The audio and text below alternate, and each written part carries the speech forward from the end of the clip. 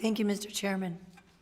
Mr. McCumber, I'd like to return to a discussion about artificial intelligence. I serve as one of the members of the Bipartisan Artificial Intelligence Task Force, and I am particularly interested in how your team is using artificial intelligence in the tools that you provide to the House community.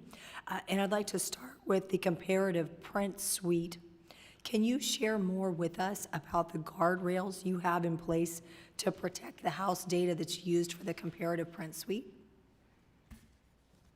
Certainly. So the only use case that we currently have for artificial intelligence is within the comparative print suite. The suite uses natural language processing, which better assists it to be able to do what it was intended for. And that is the only use of AI that we currently have in practice. The suite is certainly equipped with the appropriate guardrails to ensure that none of the data that's uploaded is accessible, or it's fully secure and stays within the network itself. So there's that's been thoroughly tested and through all the CAOs, cybersecurity, and all of the appropriate avenues there. Can you share with us a little bit more about the new features that are there and how they're helping staff?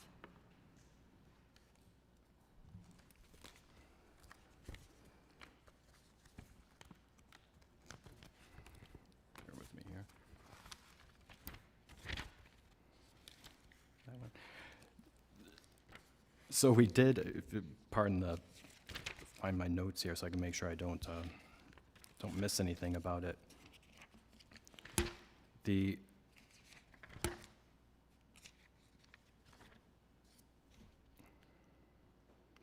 So all House staff have access to the basic edition, and then they can take the advanced training course to be able to get the advanced edition.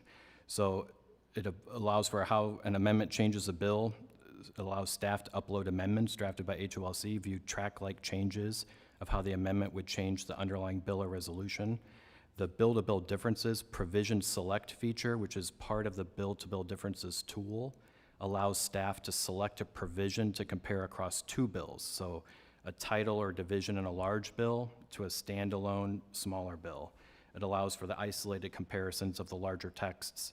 And then, as I mentioned, we're working on adding an upload feature to the basic edition so that all staff have that ability to upload texts, draft texts that they receive from Legislative Council. Your office also has several ongoing projects to streamline internal processes, including a redesign of the Legislative Information Management System and an update of the floor action reporting system. What impact will these updates and changes have for our House community? The LIMS project is a multi-year project which is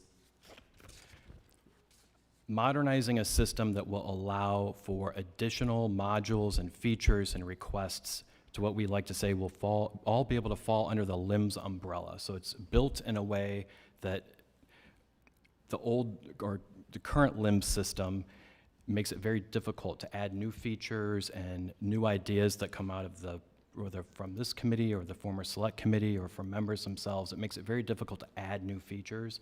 And so the LIMS 2.0 is built in a way that additional modules and features and requests can be added much more easier and kind of live all under that umbrella. So it will better enable us to meet the committee's request for new products and features in a more timely manner.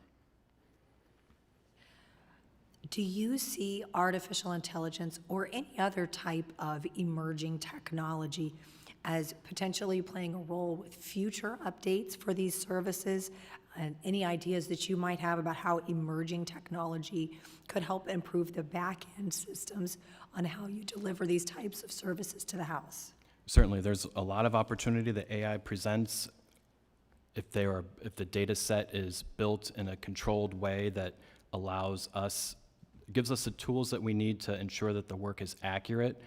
If it increases our efficiencies, whether it's in the bill drafting or the bill processing end, the enrolling clerks comparing texts, and whatever the case may be, there's certainly opportunities there, and we are in the initial stages, along with the CAO on the AI task force, in those discussions on how we can kind of all move forward together and make sure that we are advancing the House, but also protecting the vital role that is necessary for that legislative process to make sure that integrity stays intact.